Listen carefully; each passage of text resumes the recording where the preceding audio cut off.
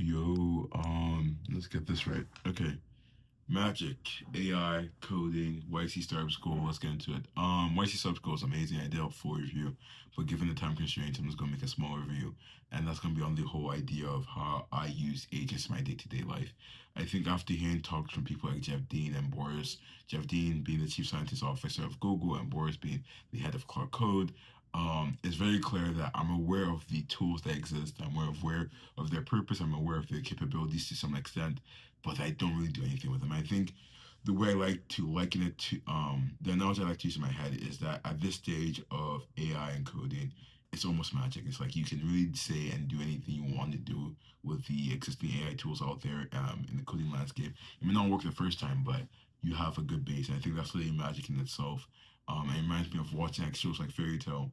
And the thing that like taking the idea of not having magic in my hands, I have the ability to output magical stuff.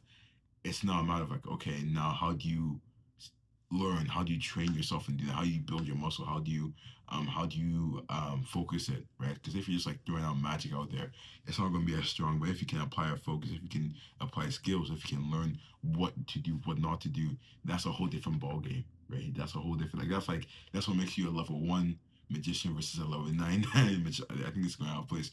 But the whole idea is that there's a lot more I could do for my work. I think the thing that really made me this click in my head was when Boris was talking about how in Anthropic they have automated systems to clean up dead code, and that's something where it's like that's just like that makes a lot of sense if you think about it, because dead code, you know, if it's that, you know, it's like no one's using it. And it's like sometimes you need to clean it up. You don't have to, but like it's a good practice to clean it up, and an agent can easily do that. And for me, I have a lot of dead code. Like I constantly pivot. I constantly have stuff where it's like, okay, we're using this, we're just testing this real quick. And it's like it's just there, and I have to go publish the code. I have to go do the cleaning after. But like those automated systems, those harnesses and whatnot, I don't think I utilize them enough. I think that's something I really want to do in the coming days. I think after YC startups come, they're gonna look to apply a new lens on the workflows I have, not just as an individual, but for Star Labs. Maybe even just put. I don't know if it was Gary Tan or someone else. Maybe it was Anthony Kaparthi, the other research system.